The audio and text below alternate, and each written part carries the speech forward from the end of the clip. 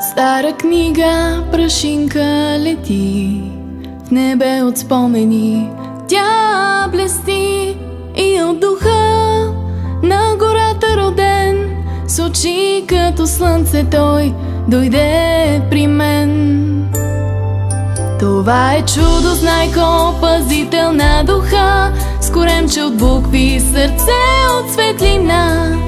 Тръгва по карта, що освести гори, събира спомени, тайни и мечти. Не търси съкровища, нито власт, а думи, що будят народната страст. С компас от спомени и нишка златна започва мисия, мъдра, благодатна.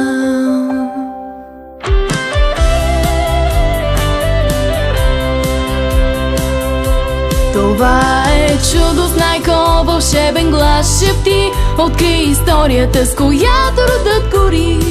С буквички живи и приказки ясни, влиза в сърцата, завинаги с нас е.